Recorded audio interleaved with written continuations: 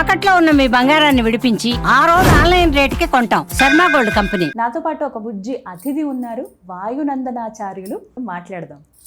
నమస్కారం గురుగారు వాయునందనాచార్యులు గారికి. ఓం నమో వెంకటేశాయ. జై శ్రీమన్నారాయణ. ఇంకా మీకు ఎలాంటి శ్లోకాలు మంత్రాలు వచ్చు చెప్తారా? గణపతి పూజ వచ్చు, సగం నేర్చుకున్నా. విష్ణు సహస్రనామం వచ్చు, హనుమాన్ చాలీసా వచ్చు. చెప్తారా మరి ఒక్కొక్కటి మా కోసం? విష్ణు సహస్రనామం కొన్ని ప్రారంభం. ఓం శుక్లాంబరధరం విష్ణుం శశివర్ణం చతుర్భుజం ప్రసన్నవదనం ధ్యాయి సర్వవిఘ్నోపశాంతయే యస్యద్వక్త్యా పార్షద్యా పరశతం విఘ్నం నిఘ్నంతి సతతం విశ్వక్షేరం తమాశ్రయ వ్యాసం వశిష్ఠనప్తారం శక్తైత్ పౌత్రమకల్మషం పరాక్షరాత్మజం వందే సుగతాతం తపోనిధిం వ్యాసాయ విష్ణురూపాయ వ్యాసరూపాయ విష్ణవే నమో వై బ్రహ్మణదే వాసిష్ఠాయ నమో నమః అవికారాయ శుద్ధాయ నిత్యాయ పరమాత్మనే సదైకరూపరూపాయ విష్ణవే సర్వజిష్ణవే యస్మరణమాత్రేణ జన్మ సంసార బంధనాత్ విముచ్యతే. నమస్తస్మై విష్ణవే ప్రభు విష్ణవే. ఓం నమో విష్ణవే ప్రభు విష్ణవే. శ్రీ వైశంపాయనువాచ శ్రుత్వా ధర్మానశేషేణ పావనాని సర్వశ యుధిష్ఠిరశాంతరమం పునరేవాభిభాషత. యుధిష్ఠిరువాచ కిమేకం దైవతం లోకే కిం వాక్వేపం పలాయనం స్తోంతకం కమర్చంత ప్రాప్త యున్నానభాష్యతం. కోధర్మః సర్వధర్మాణాం భవతః పరమామతః కిం జపన్ముచ్యతే జంతుర్జన్మ సంసారబంధనాత్. శ్రీ భీష్మ ఉవాచ జగత్ప్రభుం దేవదేవమనంతం పురుషోత్తమం స్తువన్నామ సహస్రేణ పురుషశతతోత్థిత. తమేవ చార్చయన్ నిత్యం పత్యాః పురుషమవ్యయం ధ్యాయన్ స్తువన్నమశ్యం స యజమానస్తమేవ చ అనాదినిధనం విష్ణుం సర్వలోకమహేశ్వరం లోకాధ్యక్షం స్తువన్ నిత్యం సర్వదుఃఖాతికో భవేత్. బ్రహ్మణ్యం సర్వధర్మజ్ఞం లోకానాం కీర్తివర్ధనం లోకనాథం మహద్భూతం సర్వభూతభోత్వం ఏష మే సర్వధర్మాణాం భవతః పరమామతః కిం జపన్ముచ్యతే జంతుర్జన్మ సంసారబంధనాత్. శ్రీరామ రామ రామేతి రమే రామే మనోరమే సహస్రనామ తత్తుల్యం రామ రామ వరానమే. శ్రీరామ రామ రామేతి రమే రామే మనోరమే సహస్రనామ తత్తుల్యం రామ రామ వరానమే. ఇంకొకటి కష్టమైంది ఉంటుంది కదా, అది వచ్చా? క్షీరోదన్న ప్రదేశే శుచిమణి విరసత్ సైగతే మౌక్తికానాం మాలాగ్లుప్తాసనస్త స్ఫటికమణి నివేర్మౌక్తికైర్మండితాంగః శుభ్రైరభ్రైరభ్రైరుపరి విరసతే ముక్త పీయూషవిరిషైః ఆనందీన పునీయాదరి నలిన గదాశంక పావనిర్ముకుందః. ఇలా విష్ణు సహస్రనామం మొత్తం వచ్చా మీకు? లాస్ట్ లో 5 లైన్స్ రావు, మిగతావన్నీ వచ్చు. నేర్చుకున్నారు. స్వామి, మరి ఆంజనేయ స్వామి వారి ద్వాదశ నామాలు తెలియచేస్తారా? చెప్తారా? ఎలా నాకు నేర్పించండి, ఎలా చదవాలి, పఠించే విధానం. హనుమాన్ అంజనా సూనుః వాయుపుత్రో మహాబలః రామేష్టః ఫల్గుణసఖః పింగాక్షో అమిత విక్రమః ఉదధిక్రమణశ్చైవ సీతా శోక వినాశకః లక్ష్మణ ప్రాణదాతా చ దశగ్రీవస్య దర్పః.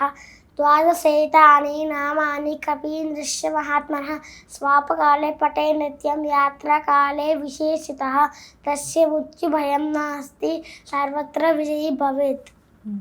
చాలా బాగా చెప్పారు. మీరు ఎప్పుడు ఇంక తలుచుకుంటూ ఉంటారా?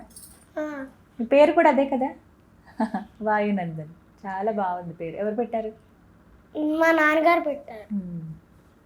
ఇష్టమా హనుమాన్ అంటే?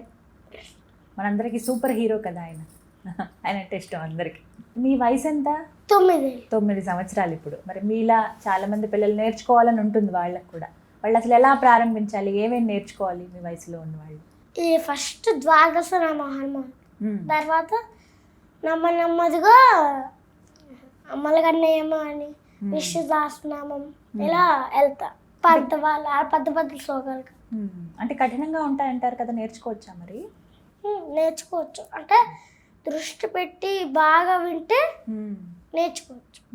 వచ్చేస్తాయి. ఎన్ని రోజుల్లో నేర్చుకోవచ్చు? కష్టమైనమైతే ఒక 1 మంత్ 1.5 మంత్ పడుతుంది. కొంచెం ఈజీ అయితే 1 మంత్ కానీ 2 వీక్స్లో పడుతుంది. కానీ స్వామి, ఇవన్నీ ఎలా గుర్తుంటాయి మీకు? మొత్తం ఇన్ని చాలా అవలీలగా చెప్పేస్తున్నారు కదా. స్వామి అనుగ్రహం. అంతే, నిజం. అది మాత్రం నిజం. ఏ జన్మ పుణ్యమో ఇది కదా, చక్కగా ఈ జన్మలో ఈ విధంగా స్వామికి అంత దగ్గరగా ఉండే అవకాశం. మేమంటే ఎప్పుడో కానీ వచ్చి దర్శనం చేసుకుని వెళ్ళిపోతాం, కానీ మీరైతే స్వామిని తాకుతారు, అలంకరణ చేస్తారు, అన్ని ఉపచారాలు చేస్తారు, మాట్లాడతారు వారితోటి, వారు చెప్పేది వింటారు, ఏవి కావాలో మీతో అడిగించుకుని మరీ చేయించుకుంటారు కదా స్వామి. ఇది సంతోషం చాలా.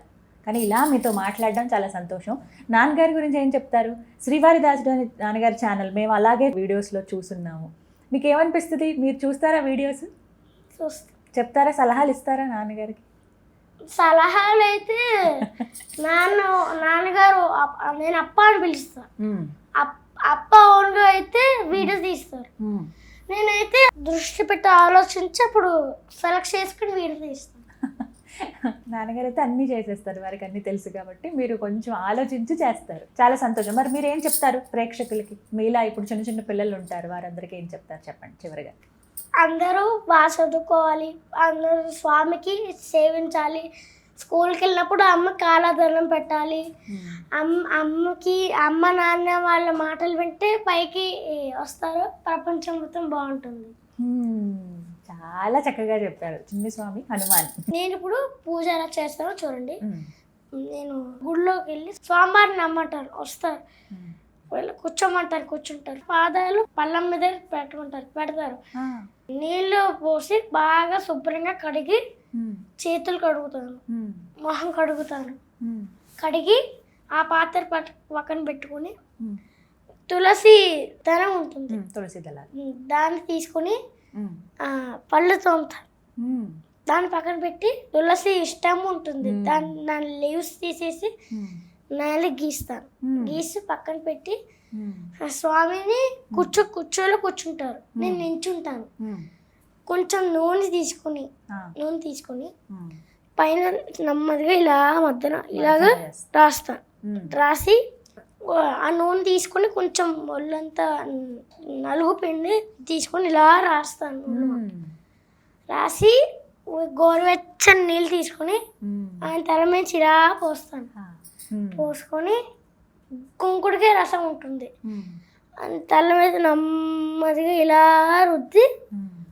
రుద్దుతాను మొత్తం, మళ్ళీ గోరువెచ్చని నీళ్ళు తల మీద పోస్తాను, ఒక మంచి కొత్త తువాలు తీసుకుని ఆయన తల నెమ్మదిగా ఇలా తుడిచి ఒళ్ళు మొత్తం తుడిచి ఒక పట్టు పంచ తీస్తాను, ఒక మంచి కొత్త పట్టు పంచ తీసుకొచ్చి ఆయనకి నెమ్మదిగా ఆయన కట్టుకుంటారు, నేను నెమ్మదిగా కుర్చీలు పెట్టి హెల్ప్ చేస్తాను, ఆయనే కట్టుకుంటారు, మీరు అందిస్తూ ఉంటారు, కుర్చీలు పెట్టి పెడతాను, పెట్టిన తర్వాత ఆయనకి బొట్టు పెడతాను, తిరునామాలు బొట్టు పెట్టుకుని ఆయన కూర్చోమంటాను, కూర్చోపెట్టి పువ్వులు తీసుకుని ఆయన పాదాల మీద ఓం కేశవాయ మా నారాయణ ఆయన మా మామనాయన అని పూజ చేస్తాను, పూజ చేసి పొంగల్ తయారు చేస్తాను, నేనే పొంగల్ తయారు చేసి ఆయనకి తినమంటాను, ఆ స్వామి వేడివేడిగా ఉంది తినండి స్వామి అని మధ్యలో కొంచెం నీళ్ళు ఇస్తూ పెట్టి ఆయన తింటారు, పక్కన పెట్టేసిన తర్వాత శుభ్రంగా ఆయన మూత కడిగి పాదాలు పెట్టి స్వామి మీరు పొంగల్ తిన్నారు అలా హాయిగా రెస్ట్ తీసుకోండి అని హాయిగా అలా రెస్ట్ తీసుకుంటాను. నేను పూజ అలా చేస్తాను రోజు గుడికి వెళ్ళి. ఇవన్నీ ఏమిటి? షోడశోపచార పూజనా ఇది? షోడశోపచార పూజ ఈ విధంగా చేయాలి. ఇంకా ఇలా చేస్తే స్వామి కరుణించకుండా ఎందుకుంటారు కదా. మాట్లాడతారా మీతో స్వామి? అప్పుడప్పుడు అనిపిస్తుందా అనుభవం? మీరు ఎలా మాట్లాడతారు స్వామితో?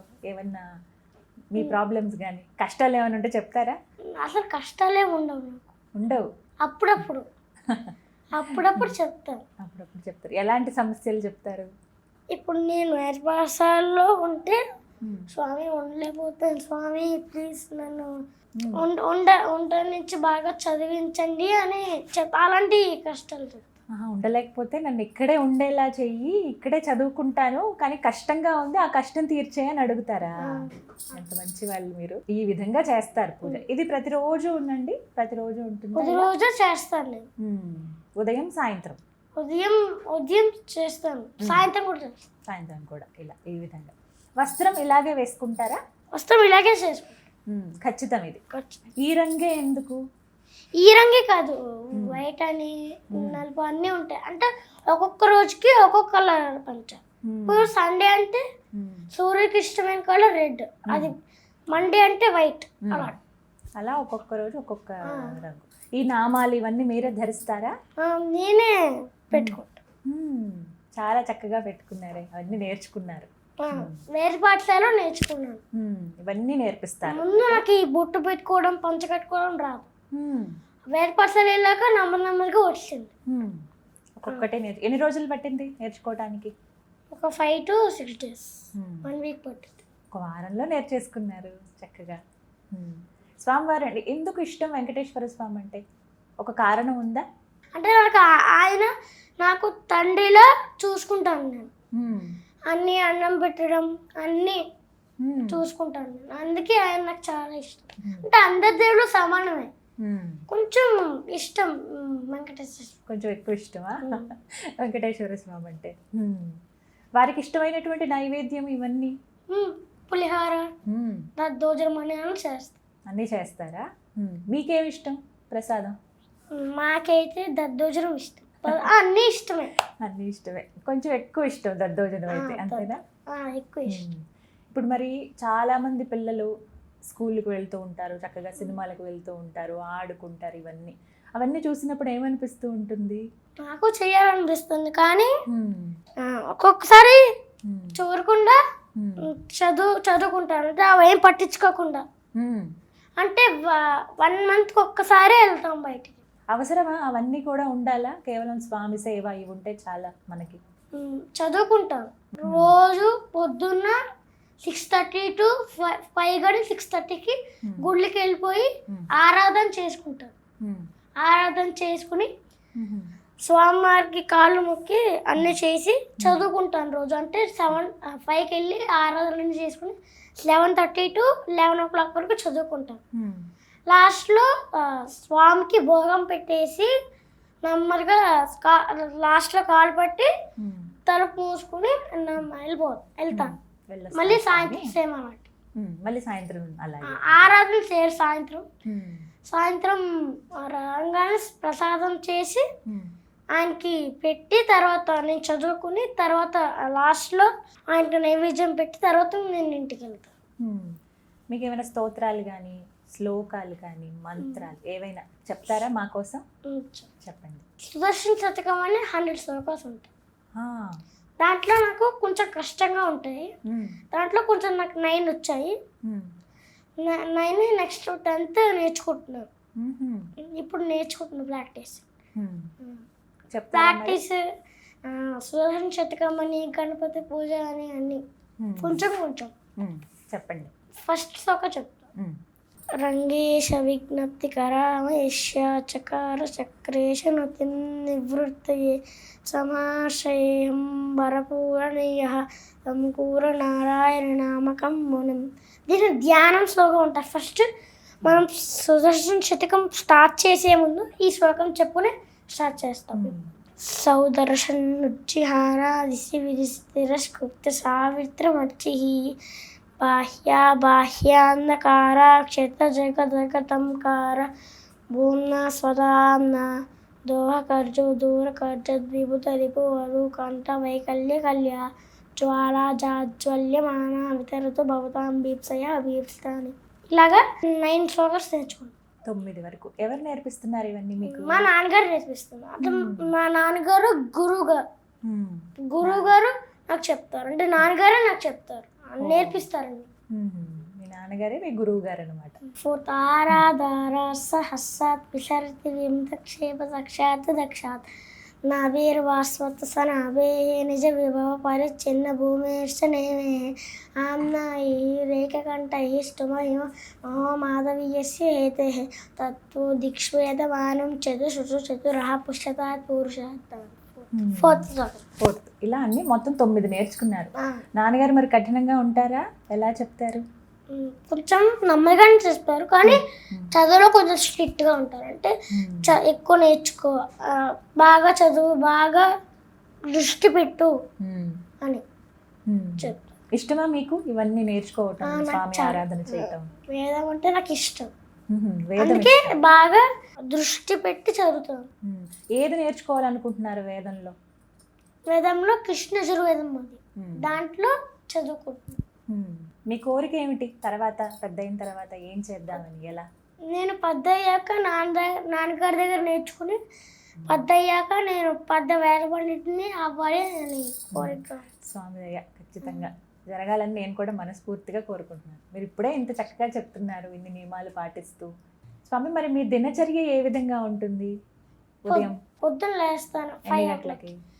లేచి బ్రష్ స్నానం చేసి పొట్టు పెట్టుకొని పంచ కట్టేసుకొని గుడికి వెళ్తాను.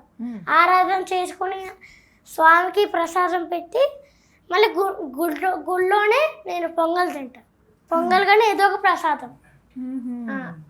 ఆ ప్రసాదం తిన్నాక 7:30 to 11 o'clock చదువుకుంటాను. 11 o'clockకి స్వామివారికి భోగం పెట్టేసి వెళ్తాను. వెళ్ళిన తర్వాత అన్నం తినేస్తాను. అన్నం తిన్న తర్వాత మళ్ళీ పొద్దున్నే సాయంత్రం 4:30కి లేచి నాన్నగారితో గుడికి వెళ్ళిపోతాను. గుడికి వెళ్ళిపోయి ప్రసాదం చేసి నాన్నగారితో స్వామివారికి పెట్టి చదువుకుంటాను. చదువుకున్న తర్వాత రాత్రి భోగం పెట్టేసి మేము ఇంటికి వెళ్ళి రాత్రి తినేసి 8:30 to 9:30 పడుకుంటారు. 9:30కి పడుకుని మళ్ళీ 5 o'clock అలా. బాగుంది మీ దినచర్య చక్కగా. ఇంకా అక్కడే కాలక్షేపం అవుతుంది కదా ఆలయంలోనే. ఎంతో మంది భక్తులు వస్తూ ఉంటారు. శనివారం ఒక్కరోజే నేను స్వయం పాకాలు పుచ్చుకుంటాను. అంటే స్వయం పాకాలు ఇస్తారు, నేను తీసుకుంటాను. మీరు స్వయం పాకం తీసుకుంటారా? ఆ రోజు ఒక్కరోజే సరే, మిగతా అన్ని రోజులు చదువుకుంటాను. సేమ్ ఈ